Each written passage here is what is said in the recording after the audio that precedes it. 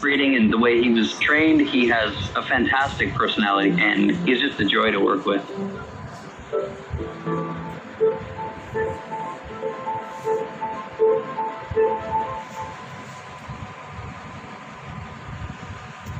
Good evening ladies and gentleman, boys and girls. मैं Raunak Gupta network 21 study organisation board से आप सभी का इस डिजिटल प्लेटफॉर्म पे स्वागत करता हूँ। हम सब आज यहाँ एक बहुत ही महत्वपूर्ण जानकारी लेने के लिए जुड़े हैं और क्योंकि आज देश भर से हमारे साथ लोग जुड़ रहे हैं तो हो सकता है हमें ये प्रेजेंटेशन शुरू करने में थोड़ा वक्त लगे। हमारे साथ बने रहें। यदि आपने अपने स्मार्टफोन से लॉगिन किया है तो आप अपना मोबाइल फ़ोन टेढ़ा कर सकते हैं, इससे आपको पूरा प्रेजेंटेशन ठीक से दिखाई देगा। अगर आप प्रेजेंटेशन के दौरान लॉग आउट हो जाते हैं तो आप दिए गए मीटिंग आईडी एंड पासवर्ड से फिर लॉगिन कर सकते हैं। Now please help me welcome the moderator for today's session. She is a business woman building this business with husband and son. May I now invite Mrs Renu Krishnani from Raipur. Good evening viewers, मैं आप सबका स्वागत करती हूँ इस digital platform पर। आज यहाँ पे आपको बहुत ही एक्साइटिंग इन्फॉर्मेशन मिलने वाली है जिससे आप ये समझ पाएंगे कि हेल्दी एजिंग के बारे में आपको क्यों सोचना चाहिए और उसके लिए हम क्या कर सकते हैं। जैसे हम सभी अपनी लाइफ में कई तरह की प्लानिंग करते हैं। हम मकान बनाने की प्लानिंग करते हैं, हम रिटायरमेंट की प्लानिंग करते हैं। वैसे ही जैसे हमारी एज बढ़ते जाती है हमें अपनी हेल्थ के बारे में भी प्लानिंग करने की जो सोचना चाहिए। और आज का जो ये हमारा सेशन है ये आपको इस प्लानिंग को करने में मदद करेगा। आइए मैं आपको बताती हूँ कि आने वाले चंद मिनटों में आप यहाँ पे क्या देखने वाले हैं। सबसे पहले मैं आपको रूबरू कराऊंगी एक डॉक्टर से जो आपको हेल्दी एजिंग के ऊपर एक प्रेजेंटेशन देंगी। फिर हम कुछ प्रोडक्ट्स के वीडियोस देखेंगे और फिर हम कुछ गेस्ट से मिलेंगे जो हमारे साथ अपने एक्सपीरियंस शेयर करेंगे जो उन्हें मिले हैं हेल्दी एजिंग के प्रोडक्ट्स को यूज करने से। आगे बढ़ने से पहले मैं आपको ये बताना चाहती हूँ कि स्क्रीन पे जो आपको Q&A का एक आइकॉन दिख रहा है, आप वहाँ पे अपने हेल्थ से संबंधित जो भी सवाल हैं उन सवालों को आप वहाँ पे पूछ सकते हैं। हमारी एक्सपर्ट्स जो टीम ऑफ एक्सपर्ट्स है वो आपको उन सवालों का जवाब देने के लिए यहाँ पे मौजूद है। So let's we start our perfect session. आइए सबसे पहले मिलते हैं हमारी आज की प्रेजेंटर से जो कि बाय प्रोफेशन एक डॉक्टर हैं और गवर्नमेंट जॉब करती हैं। उन्हें हेल्दी एजिंग के ऊपर एक गहरा नॉलेज है और उन्होंने इस फील्ड में रिसर्च किया है जिसका फायदा कई लोगों को मिला है।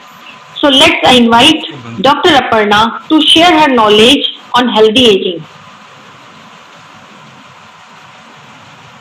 Good evening ladies and gentleman, boys and girls. मैं आप सबका आज के इस इंटरेस्टिंग एंड इंफॉर्मेटिव सेशन में स्वागत करती हूँ and thanks to the technology जिसके वजह से आज हम सब लोग इस डिजिटल प्लेटफॉर्म में मिल पा रहे हैं, बातें कर पा रहे हैं और एक दूसरे के साथ में इंफॉर्मेशन को शेयर कर पा रहे हैं। आई होप कि आप सब लोग अपने घर में होंगे, सुरक्षित होंगे और अपने फैमिली को सेफ रखने के लिए सेफ्टी मेजर्स का अपना रहे होंगे। फ्रेंड्स, आज इस प्लेटफॉर्म में कुछ यंगस्टर्स होंगे, कुछ मेरे जैसे मिडिल एज के लोग होंगे और कुछ लोग थोड़ा और ज्यादा उम्र के होंगे।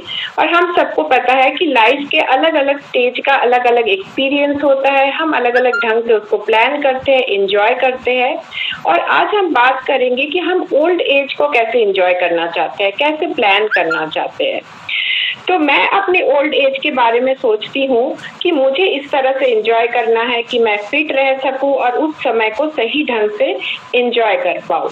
और यहाँ पे आपको एक स्लाइड दिख रहा होगा जहाँ पे आपको दिख रहा है कि कुछ लोग अपने हॉबीज को परस्यू कर रहे हैं अपने ओल्ड एज में। हमें पता है कि उस एज में जाने के बाद हम लोग के पास थोड़ा फ्री टाइम होता है, हम लोग अपनी रिस्पॉन्सिबिलिटीज को पूरा कर चुके होते हैं, तो अपने हिसाब से हम उस समय को जी सकते हैं। पर उसके लिए तैयारी आज से करनी है, प्लानिंग आज से करनी है। कुछ हॉबीज जो छूट गया था, हो सकता है खेलने का हॉबी, कुछ वर्कआउट करने का, कुछ अपने ढंग से एंजॉय करने का। और हमें ये तो पता ही है कि सबको बूढ़े होना ही एक समय, ageing is mandatory, but healthy ageing, उस समय हम फिट रहे, अच्छा रहे, जो भी अपना करने का इच्छा है वो सबको पूरा कर सके, ट्रैवल कर सके, खेल सके या अपने वर्कआउट कर सके, इसको हम कर तभी पाएंगे जब हम हेल्दी रहेंगे। So healthy ageing is a choice and thanks to the medical science, जिसके बहुत सारे एडवांसमेंट हुआ है मेडिकल फील्ड में पिछले कुछ सालों में। अगर आप देखेंगे तो गली कस्बे में हम देख रहे हैं कि सुपर स्पेशलिटी हॉस्पिटल्स आ गए। छोटे छोटे शहरों में आजकल हमको स्पेशलिस्ट डॉक्टर्स मिल जाते हैं, जिसके वजह से हम अपने लाइफ स्पैन को काफी बढ़ा पाए। आज अगर आप देखेंगे तो 80-90 साल की उम्र तक लोग जी पाते हैं। पर एक और चीज भी देखने की है कि अगर इतने हॉस्पिटल्स खुल रहे हैं, इतने डॉक्टर स्पेशलाइजेशन कर रहे हैं, इसके मतलब की बीमारियां भी बढ़ी है। और किस तरह की बीमारियां, अगर हम देखें तो लाइफस्टाइल डिजीजेज में बहुत ज्यादा इंक्रीज हुआ है डिजीजेस के नंबर्स में, इसलिए क्वालिटी ऑफ लाइफ जो है ये घट गया है। और लाइफस्टाइल डिजीज के ऑनसेट को अगर हम देखें पिछले 2 जनरेशन को, तो हम ये देखते हैं कि हमारे जो दादा दादी थे उन लोगों का अपेरेंटली हेल्दी लाइफ वो लीड करते थे, 60-65 साल तक अच्छा एक्टिव लाइफ लीड करते थे। और अगर इनको कुछ लाइफस्टाइल डिजीज हुआ भी करता था तो वो लास्ट में 60-65 ईयर्स में कुछ समय के लिए उनको हुआ करता था।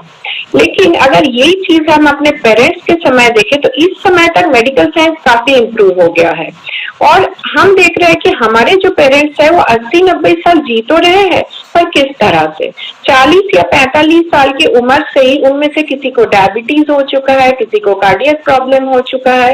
तो हाफ ऑफ द लाइफ उनका बड़ा पेनफुल रहता है और उनका जो सेविंग्स है, जो पेंशन है, ये सारे चीज इसका एक बहुत बड़ा हिस्सा उनका मेडिकल बिल को चुकाने में जा रहा है। और नेक्स्ट अगर हमारे जनरेशन को हम देखें तो हमने सबसे ज्यादा चेंजेस देखा है टेक्नोलॉजी में, ट्रैवल में, सब चीजों में। और साथ में हम ये भी देखे हैं कि ग्लोबलाइजेशन हो गया, बहुत सारा प्रोग्रेस हुआ और उसका साइड इफेक्ट ये हुआ कि हम 35-40 ईयर्स में लाइफस्टाइल डिजीज के चपेट में आ रहे हैं। तो अगर हमें एक हेल्दी अच्छा सा लाइफ जीना है तो क्या हम उस तरफ जा रहे हैं? हमें ये जो डेटा है, जो स्टैटिस्टिक्स